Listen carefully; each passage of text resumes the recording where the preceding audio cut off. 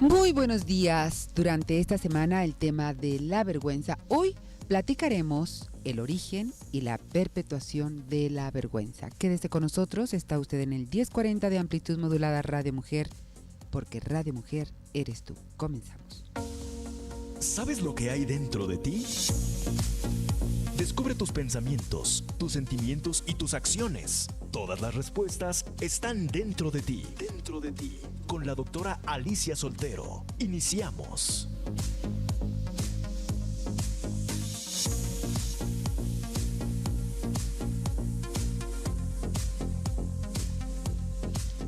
¿Cómo está mi reina? Qué bueno que nos acompaña en este subprograma Dentro de ti. Hoy con un temoronón, el tema de la semana, la vergüenza. Ayer platicamos primero, pues qué es la vergüenza. Hablábamos sobre los sistemas vinculados por la vergüenza y un sistema vinculado por el respeto, cuál es la diferencia. Y hoy le voy a platicar acerca del origen de la vergüenza y cómo ésta se puede perpetuar.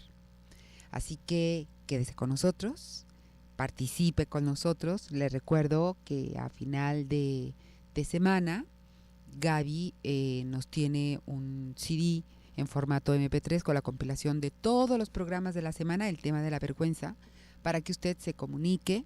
Si vive fuera de la zona metropolitana de Guadalajara, déjenos su correo electrónico. Si vive aquí en Guadalajara, con solamente su nombre. Y no importa si está fuera del país, mi productora le puede mandar el audio de toda la semana para que usted lo pueda descargar en su computadora. ¿De acuerdo? Bien. ¿Dónde nos puede llamar? Bueno, nuestro WhatsApp 3310-190712 o a través de las redes sociales de la estación. Radio Mujer Guadalajara Facebook, en Radio Mujer 1040 en Twitter, igual que en Instagram. Y mis redes sociales, SoundCloud, YouTube y Facebook, me encuentra como Alicia Soltero Medios, o en Twitter como Alicia Soltero, igual que en Instagram. A ver, vamos a empezar. La vergüenza va a estar presente en un margen muy amplio de estados afectivos. Por ejemplo, cuando nosotros decimos tengo que enfrentar la vergüenza, significa que tenemos que enfrentar muchos sentimientos. Pero con mucha frecuencia, los sentimientos auténticos no están tan obvios, no están tan presentes. ¿Por qué? Pues porque los hemos o bien reprimido o bien negado a través de estos dos mecanismos de defensa. Cuando encontramos a la vergüenza, reconocemos nosotros que estamos casi siempre ante una máscara. ¿Y qué necesitamos? Asomarnos detrás de esta máscara para encontrar a la persona. Una persona que siente vergüenza es una persona que tiene una máscara, que ha estado ocultando sus sentimientos, sus verdaderos sentimientos, a través de la máscara de la vergüenza. Y se ha descubierto, reina, que se puede acelerar el proceso de desenmascararnos si entendemos el origen de la vergüenza de esta persona o de esta familia. ¿Y cómo se logra eso? Revelando la historia familiar y buscando en particular esos hechos vergonzosos, de tal manera que nosotros logramos comprender por qué nos vivimos como una persona indeseable. Este descubrimiento de que nuestra manera de enfrentar y de resolver los problemas fue aprendida en la familia y que ellos no son la causa de los modelos de interacción que se han estado usando a través de la vergüenza, ni lo que ha provocado los rompimientos interpersonales, es de un gran valor terapéutico para todos nosotros. Cuando digo, ¿cómo crees? O sea que todo esto lo aprendí con mi familia. Estos rompimientos que yo tuve es el modelo que aprendí. ¿Se acuerda cuando hablamos de apego y vínculo? Que en esta relación primaria vincular yo aprendí, entonces yo no soy el indeseable, es un patrón aprendido. En efecto, esto es como voy a poder liberarme de esta parte, ¿sí? ¿Por qué? Porque cuando una persona se vive con vergüenza, siempre se va a vivir separada de los hechos vergonzosos. Y cuando se nombran, se da cuenta de que como un niño, ¿no? de un sistema vinculado por la vergüenza, tenía muy poquito poder para determinar cómo se debía actuar en el mundo. Si en mi familia toda la vinculación, todos los modelos de interacción fueron basados en la vergüenza y no en el respeto, como hablamos el día de ayer, entonces, ¿qué es lo que sucede? Yo, de niño, no tenía ninguna alternativa porque el único mundo que conocí fue el de mis padres, fue el de mi familia. Y mis padres, cuando fueron pequeños, el único mundo que conocieron y el único modelo que aprendieron fue el de sus propios padres. Y entonces lo vamos repitiendo, porque es lo conocido. Vamos entrando en ese mismo sistema. Pero cuando descubrimos de que, ok, es cierto, en mi familia nos vinculábamos a través de la vergüenza, no a través del respeto. Y ayer ya hablamos muy ampliamente de esto, pero le voy a dar solamente uno como para que se acuerde. Por ejemplo, a lo mejor en mi familia nos decían que teníamos que hacer las cosas bien o bien. Era, de verdad, todo tenía que estar perfecto. Una familia que promueve el respeto va a compartir entre todos los miembros de esa familia, de ese sistema, que se responsabilice del no cumplimiento de reglas. Y esto nos permite comprometernos, cumplir obligaciones, reparar equivocaciones, perdonar, ¿sí? Pero en un sistema que está vinculado por la vergüenza, lo que hay es perfeccionismo. Y lo hiciste mal, y lo hiciste mal, y lo hiciste malísimo. Y entonces el niño no entiende, hice algo malo. El niño lo que interpreta, porque yo le comentaba, nosotros no aprendemos un pensamiento lógico y abstracto hasta mucho después de la infancia. Por eso es que no piensas, no, como adulto no, piensa como niño. Y como niño no tiene la capacidad de abstraer. Entonces, el niño no piensa, hice algo malo. El niño piensa, soy malo. Y luego todavía nos dicen, ¿qué no te da vergüenza? Esos son sistemas vinculados por la vergüenza, ¿sí? Entonces, cuando yo descubro esta parte, cuando digo, pues sí, claro, en mi familia no se promovió el respeto. Todo era a través de la vergüenza. Las ofensas nos hacían sentir avergonzados. No hacer las cosas perfectamente nos daba vergüenza. Muchas personas, ¿por qué no hablan? Porque les da vergüenza no decir cosas interesantes, ¿sí? Como que tendrías que dar que una cátedra, no sé, sobre la Torre Eiffel o como qué tendrías tú que hablar para que fuera interesante. Pero cuando descubrimos esto decía, pues no tenía otra salida. De verdad no tenía otra salida. No había otra manera de yo hacer las cosas, ¿sí? Hay 3 elementos que originan y perpetúan la vergüenza. 1, hechos vergonzosos externos, ¿sí? Por ejemplo, maltrato, darme cuenta que mi padre maltrataba a mi mamá, o que alguien me maltratara en la calle, fuera mi papá, mi mamá, mi esposo, que me dijera cosas que me daba, ¿sí? Haber tenido un intento de suicidio y no haberlo logrado, eso, la gente que tiene intentos de suicidio se viven con mucha vergüenza, o sea, afuera da mucha vergüenza. Entonces, eso es lo primero, hechos vergonzosos externos. 2, una vergüenza generacional heredada a los miembros de la familia.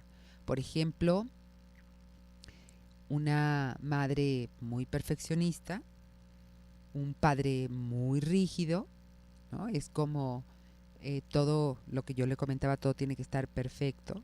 Es una vergüenza heredada porque siento que yo no doy el ancho. Y cuando se niegan, por ejemplo, los hechos vergonzosos y los sentimientos que estos provocaban.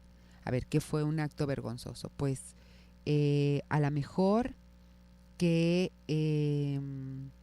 hubo un fraude en la familia, salió en el periódico y tenemos un apellido que, bueno, pues todo mundo, difícil de decir, no, no eres tú, salió la foto, pero se niega, ¿no? Se niega. O metieron un familiar mío a la cárcel y eso es un acto vergonzoso que golpea a muchas generaciones, no nada más a la actual. Y por último, la vergüenza mantenida. Una vergüenza mantenida es cuando pasa algo, yo me vivo avergonzada y empiezo a hacer cosas que mantienen esa misma vergüenza, ¿sí? Cuando lo enfrentamos y lo hablamos claramente, ya no se mantiene la vergüenza. Pero para eso, tarda mucho, ¿no? Entonces, vamos a examinar la etiología de la vergüenza poco a poquito sobre vergüenza externa o traumática, esto regresando del corte.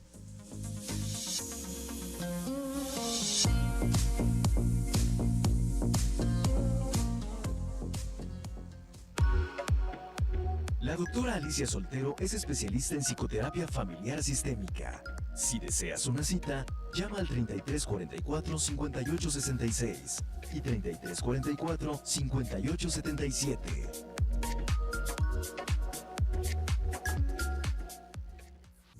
Todo lo que buscas está dentro de ti. Regresamos con Alicia Soltero en el 1040 Radio Mujer.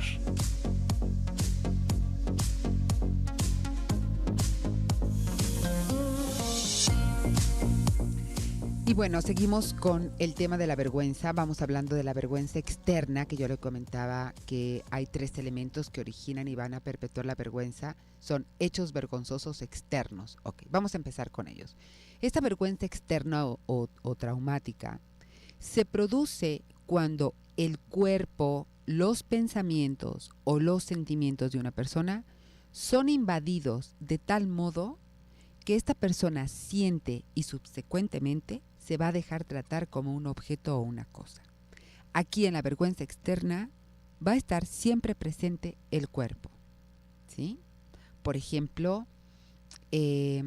cuando me estaba yo desvistiendo y me di cuenta que alguien me estaba espiando, cuando entré en el hospital, me pusieron un supositorio o una lavativa y no me dijeron, y yo me dio mucha vergüenza sentir que me pusieron esta lavativa, o sea, me daba pena, no sabía que me iban a hacer eso. Cuando me hacen un tacto, por ejemplo, y no sabía yo que me iban a hacer un tacto. O sea, todas estas cosas es como sentir que invaden mi cuerpo sin aviso.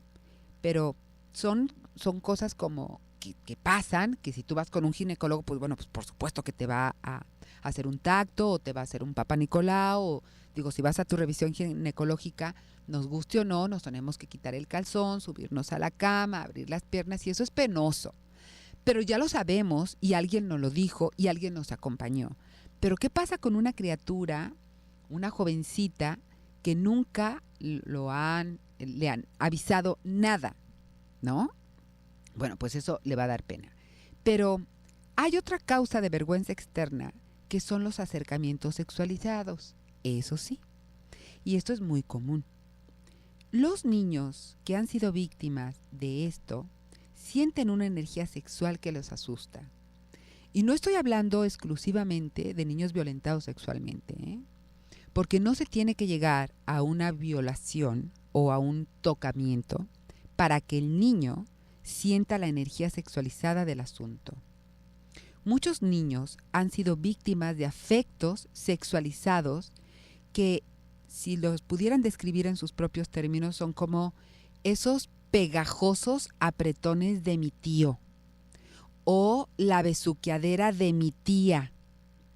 En estos casos, los niños no sabían que eran los recipientes de una necesidad sexual de alguien y de la intrusión que resulta de esto. Va a decir, ay, ¿cómo va a ser? Claro.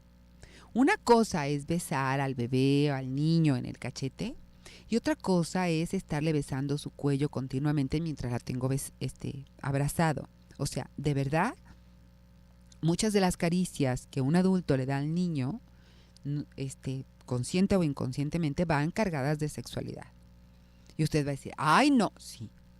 O sea, un beso inocente a un niño es un beso inocente a un niño. Pero tenerle en las piernas, estarle sobando las piernitas, estarle besando el cuello, ya esas son caricias sexualizadas. Y el niño las siente, ¿sí? Algunos padres, sin darse cuenta, empujan a sus niños hacia ese pariente sin poner la atención en el indicio no verbal del niño que le está diciendo, no, no quiero, no me quiero. A ver, vete tú sentado en las piernas de tu abuelito. No, no quiero ir con mi abuelito sentado en las piernas. Porque no saben qué es, pero no les gusta. Estos actos confunden más a los niños. Tales cosas son naturalmente lo que da lugar a los niños para que después repriman sus sentimientos para acomodar en su lugar los de una persona mayor, ¿no? Es como si mi mamá dice que no, entonces tengo que reprimir esto que siento de no quiero ponerlo ahí para darle lugar al pensamiento que dice mi mamá de que tengo que irme sentado en las piernas del abuelo. Y de esto habla mucho Alice Miller, ¿eh? Alice Miller tiene excelentes libros acerca del niño. El ejemplo más claro de la vergüenza externa es el incesto reina, ¿sí? La víctima conoce la fuente de su vergüenza, ella sabe que el perpetrador es un miembro de la familia inmediata o extendida y debido a la lealtad a la familia reprime el hecho o niega el hecho. Y está muy confundida respecto a lo que significa una relación amorosa y de lo que significa el respeto en las relaciones. Hoy sabemos que es alta la incidencia de incestos en las familias. Lo que no se reconoce es el efecto que produce el hecho vergonzoso, la vergüenza penetrante que afecta a todos los miembros de la familia y la lealtad al secreto. Porque eso es lo que pasa, que en esa generación eso no se nombra, es innombrable, ¿sí? Y claro, a la vergüenza de la víctima se añade el peso de sentirse responsable por el matrimonio de sus papás, porque teme que si revela su secreto, sus padres se van a divorciar y la familia se va a separar. Sin embargo, no todos los hechos de vergüenza externa incluyen expresiones de afecto sexualizado. La violación es traumática como una agresión externa forzada. Pero los porcentajes más altos, por ejemplo, un 60% de violaciones, están clasificados como intrafamiliares o conocidos. Aquellos en donde el perpetrador no es extraño, no es un hombre que llegó, rompió la ventana, esperó que durmiera como en las películas esas gringas o archivos secretos del FBI o de no sé quién, en donde alguien entró, rompió, la tocó, la violó, la mató. No. Siempre son personas cercanas, ¿sí? Y entonces pasa algo aquí, ¿eh? Pasa una cosa que usted va a decir, no lo puedo creer, pero sí. Este señor o señora, porque también hay mujeres que abusan de niños, no es un extraño para la víctima, ¿sí? No es un extraño. Y cuando se añade esto, la incidencia de violación marital, el número de mujeres y de niños que han sufrido violaciones es sorprendente. Muchas mujeres piensan que ellas tienen la culpa por la violación y se sienten avergonzadas por haber permitido que sucediera. Muchas de estas mujeres dicen, bueno, quizá si no me hubiera puesto ese vestido, no hubiera pasado. Y eso entonces las lleva a aceptar el mito tan difundido de que ellas son las responsables de la violencia sexual de los hombres. Y cuando admite la vergüenza por la violación, una mujer internaliza y mantiene su vergüenza con frecuencia de manera secreta. Entonces, ¿para qué denuncio? No tiene ningún caso. Y yo voy manteniendo esta vergüenza. Otro tipo de invasión es la que tiene que ver con un padre o una madre seductora que invade el espacio personal de su niño o de su niña con su desnudez inapropiada. Eso de andar en calzones, en brasieres, con una batita transparente, desnudas, y sus hijos verla, híjole, mire, había un paciente que narraba cómo se sentía confundido de adolescente cuando su madre vestía con una batita transparente de noche y se sentaba con él todas las noches y le hablaba de su vida personal, de ella y de su papá. Y lo abrazaba y lo besaba. Para un adolescente que lucha con su identidad sexual y es leal al cariño de su madre, el mensaje de ella era comprensiblemente confuso. O sea, está una bata transparente, en ropa interior, me tiene abrazado, me dice lo mal que le va con mi papá, me da besos, que usted desde afuera dice, y él es un adolescente de 17 años cuando pasaba esto, ¿no? Yo no digo que la mamá no lo quisiera, por supuesto que sí, pero amarlo en este caso quería decir amor sexual e invasión. Y él no sabía que podía decirle no a su mamá. Y luego se encontró, a los 33 años, que todavía su madre lo retenía por este poderoso vínculo invisible, ¿no? Y no podía hacer su propia vida, no podía todavía identificarse, porque por un lado estaba esta parte de, híjole, ¿cómo le digo no a mi mamá los besos? ¿Cómo le digo sí y entonces soy desleal con mi padre? Porque ya el sí es dar paso a algo más. Y esto es un amor sumamente sexualizado. A esto le llamamos la vergüenza externa o traumática. Y la mayoría, aquí entra todo lo que se habla acerca del cuerpo, ¿sí?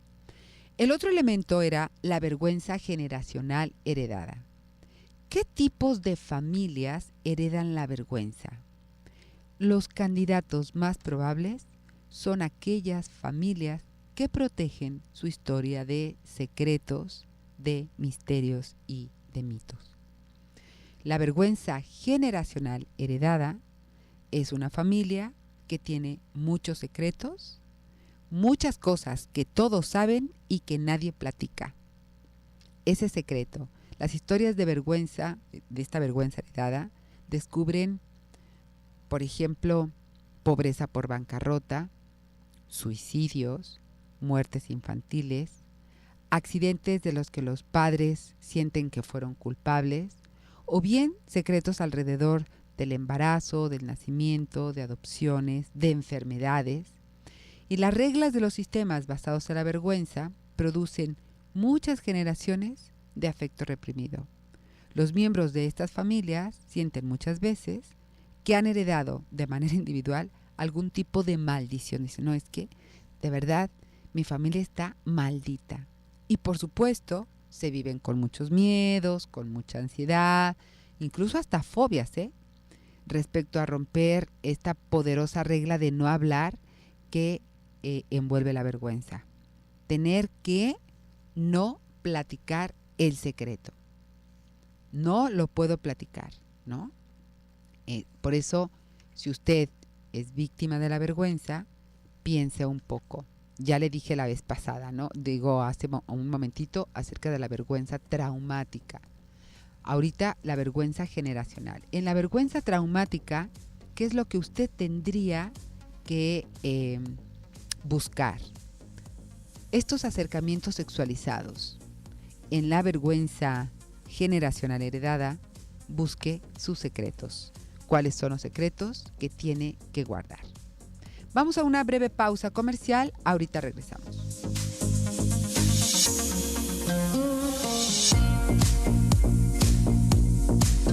Este es el Mundo Radio Mujer, que gira los 365 días del año en el 1040 AM. Radio Mujer, XCWB, 10.000 watts de potencia. Una emisora de Grupo Promomedios Radio, ubicada en la avenida Mariano Otero 3405, Fraccionamiento Verde Valle, Guadalajara, Jalisco, México.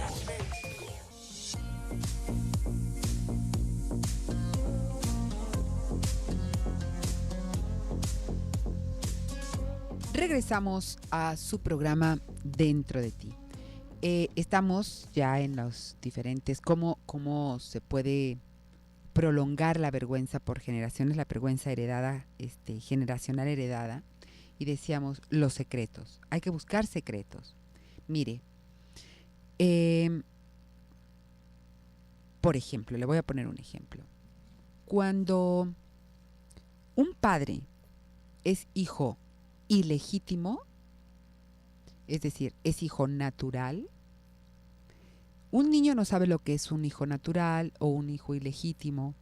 Eso no lo sabe. Sabe lo que es un hijo adoptado, pero ilegítimo o natural no sabe. Entonces, cuando uno de niño en la escuela le explican algo, en la prepa más o menos secundaria, que es cuando se habla en civismo, nos hablaban de eso, te empiezas a dar cuenta de que hay ciertos compañeritos que nada más tienen un apellido. Y tú dices, ¿por qué él tiene un apellido y yo tengo 2 apellidos? Y entonces la maestra explica, pues porque este niño no tiene papá. Este niño, y vale, porque este niño sí tiene papá, lo que pasa es que el papá no lo reconoció. Y entonces, si este niño, imagínense, esto es en la escuela, ¿no? Pero no le vayas a decir. Si este niño, en lugar del compañerito, su papá es el que, porque llega, cuando aprendemos algo nuevo en la escuela, inmediatamente llegamos y preguntamos, ¿verdad? Oye, mamá, ¿tú cómo te llamas? Porque yo sé que tú te llamas Conchita, por ejemplo, ¿no? Y me dijera, pues Conchita Mesa. ¿Mesa qué? No, nada más me llamo Conchita Mesa. Entonces quiere decir que tú eres hija natural. Uf, ¿qué es? Lo más normal sería, sí. ¿Tú no tuviste papá? No, sí tuve hijo. Nada más que mi papá nunca me quiso reconocer. Entonces nada más llevo el apellido de mi mamá. Por ejemplo, ¿no? Un ejemplo. O ¿por qué te llamas tú igual que mi abuelita? Pues porque soy hija de mi mamá, pero mi papá no me quiso reconocer, o mi mamá no quiso que mi papá me diera su apellido porque no estaban juntos, y entonces para evitarse problemas, yo llevo el apellido de mi mamá y de mi mamá, igualita, como si fuera hermana de mi mamá. Pero mi mamá lo hizo porque no quería tener conflictos con mi papá, si algún día salíamos del país, o si los papeleos, o lo que tú quieras, ¿no? Cuando nosotros le hablamos de manera natural al niño, el niño dice, ¿sí? Y ya.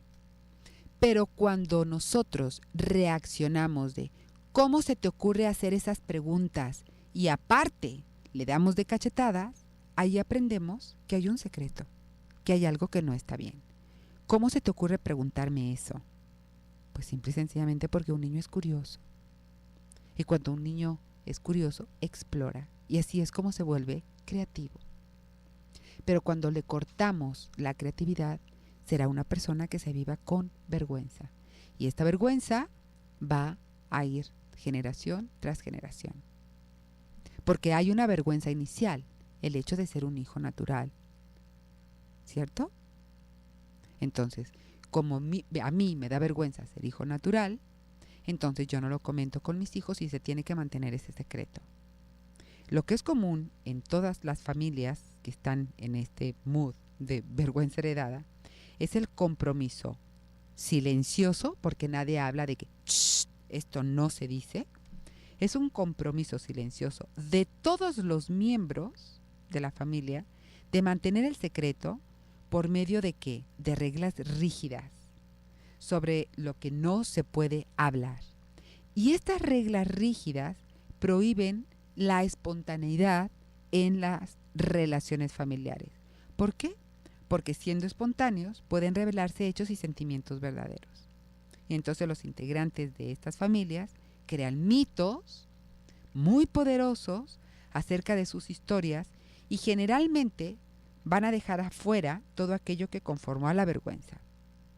Estos niños son leales porque no preguntan sobre el pasado y de esta manera se pliegan a las reglas familiares. ¿Qué mitos? Por ejemplo, llega un niño, oye mami, ¿por qué no hay fotos tuya y de ti y de mi papá cuando se casaron por la iglesia?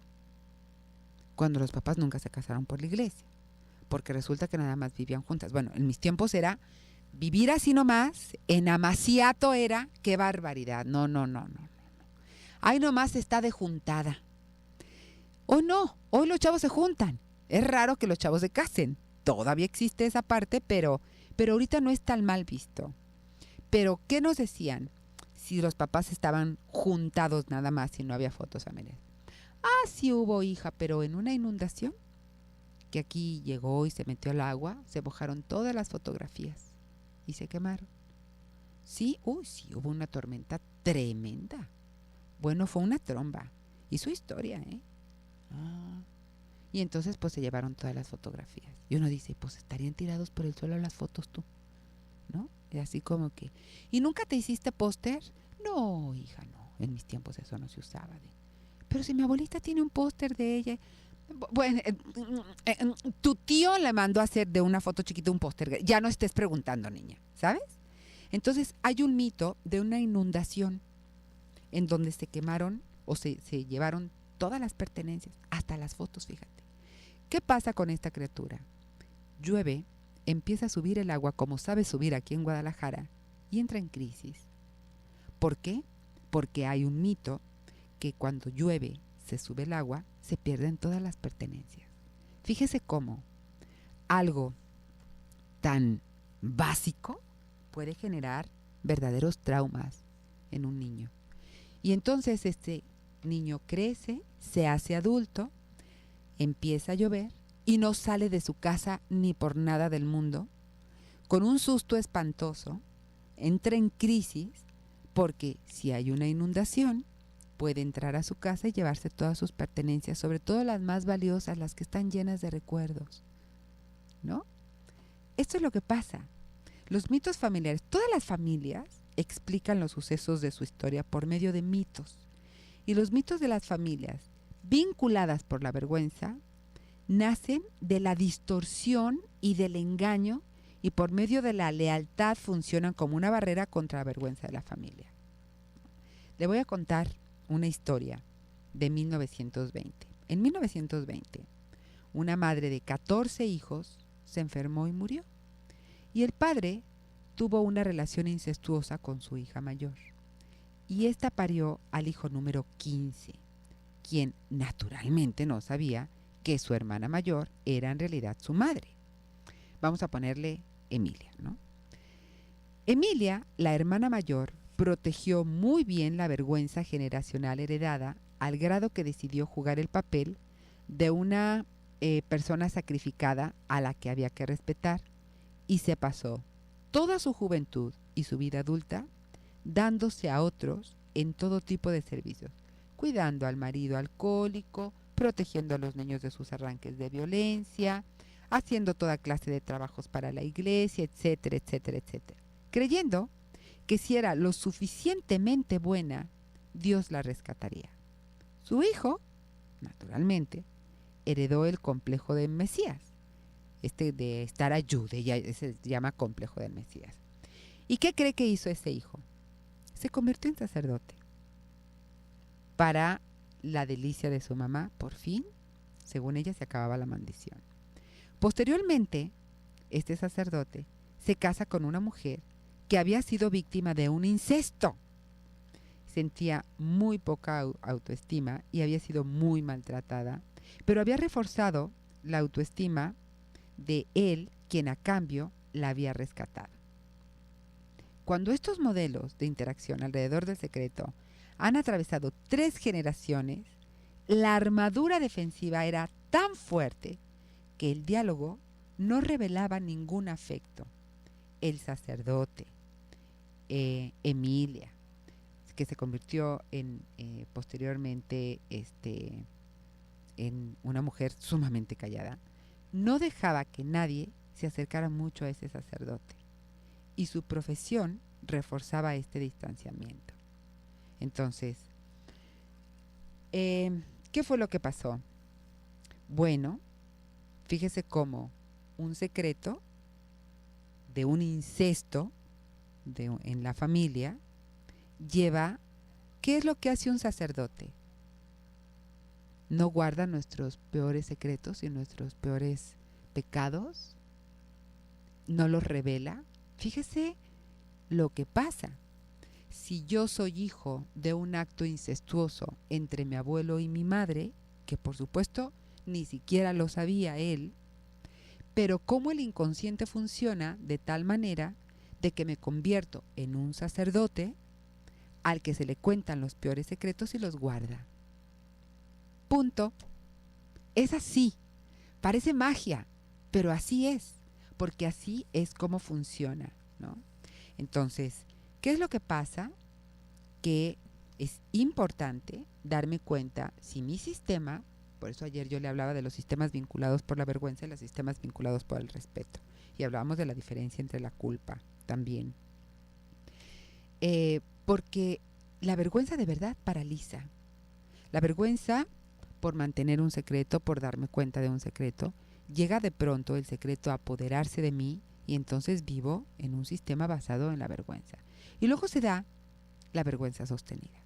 Ya por último, se da la vergüenza sostenida. Pero va así, ¿no? Como por pasos. Tiene generalmente estos tres elementos.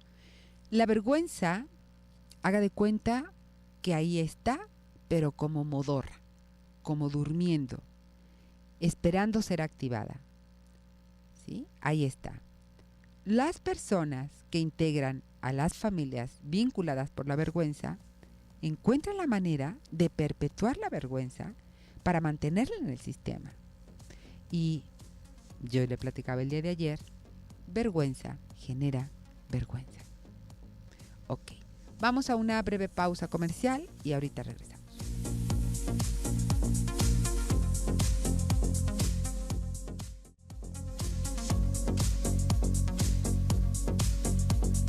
Regresamos a la última parte del programa de hoy, el último módulo, hablando sobre la vergüenza y cómo se perpetúa la vergüenza.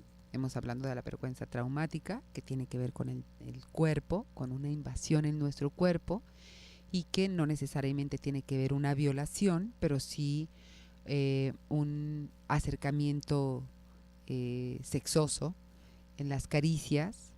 Y luego hablábamos de la vergüenza heredada y cómo esta puede dar pie a la vergüenza sostenida.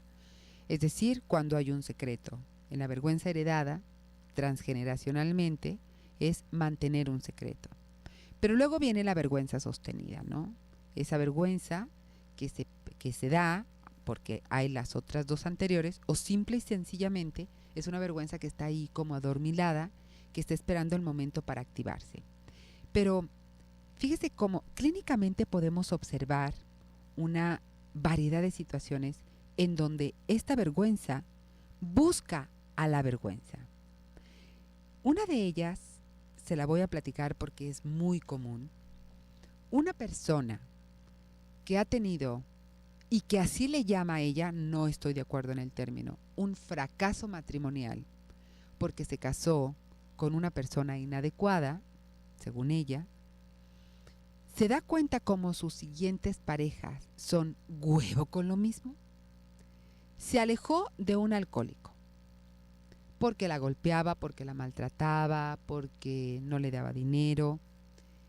Se aleja. Esto provoca vergüenza, porque ser divorciada da vergüenza.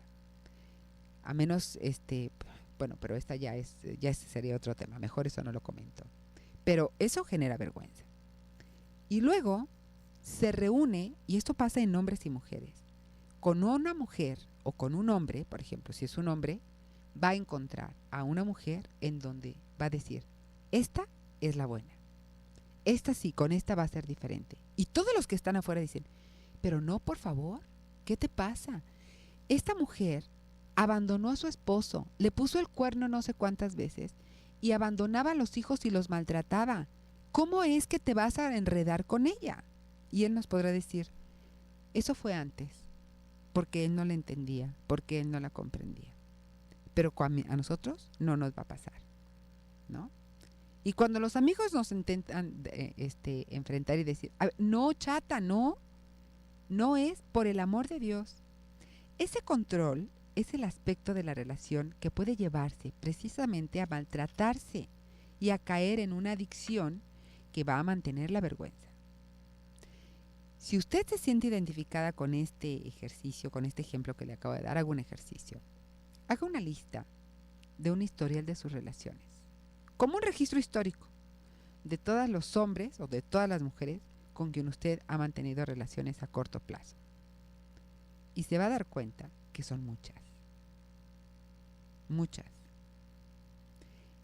Y muy probablemente, ¿se acuerda que yo le hablaba al principio del programa? ¿Fue en este programa? ¿O fue ayer? No, no es cierto. Fue cuando hablé del vínculo, el de yo no merezco amor. ¿Sí? Cuando no se gestionan bien las necesidades y no se mantiene la madre suficientemente buena. Sí, ya me acordé cuándo fue. Bueno, cuando nosotros tenemos muchas relaciones y empezamos a ver cuántas tengo, de fondo hay un problema con la vinculación primaria, que es con la madre, en donde la creencia es: yo no soy una persona querible. ¿Y qué hago? Busco personas que me van a dar todo lo que yo necesito para confirmar mi teoría de no soy una persona querible. Y no ser una persona querible genera vergüenza. Y entonces la vergüenza se sostiene relacionándome con otros sujetos que me vuelvan a demostrar que no soy una persona querible. Porque ese es mi mapa, esa es mi concepción. ¿Sí? Entonces, chéquelo. Porque no es créame, no es una manera sana de vivir. Hay un suceso vergonzoso que va a generarnos una vergüenza, pero fíjese bien cómo hablo de un suceso vergonzoso. Este suceso va a provocar una vergüenza en nosotros. La vergüenza nos hace humanos porque decimos, fallé. Pero este fallé no es fallé, me vuelvo a levantar. Es fallé porque no soy lo suficientemente, y termine la frase como usted quiera. Y entonces, esto lo vivo como parte de mí y lo voy a transmitir en generaciones como muy probablemente fueron transmitidas para mí de diferentes generaciones. Mi abuela, mi mamá. Y entonces la vergüenza se sostiene. Y ahí entramos en este círculo maravilloso. Ahora, la vergüenza tiene 1000 máscaras. 1000 máscaras. De esto yo le voy a platicar el día de mañana. Porque esta vergüenza, cuando nosotros enfrentamos la vergüenza, le decía yo al principio del programa, enfrentamos las máscaras. Y enfrentamos la pretensión de la familia. Y es típico que la familia encubra su vergüenza adoptando un yo familiar falso. De eso en donde uno dice, qué bonita familia. De foto de Navidad. Hasta que nos atrevemos a ver atrás de la máscara. Las personas no hablan a terapia y cuando llegan a la consulta dicen, cuando les dicen, ok, ¿en qué puedo acompañarte o en qué te puedo servir? No dicen, quiero enfrentar mi vergüenza. Más bien, se escucha una voz que pide ayuda a través de una máscara. Habitualmente, la vergüenza se transmite hablando de tengo poca autoestima, no puedo manifestar mis emociones, soy una persona sumamente estresada, no puedo lograr mis objetivos, ¿sí?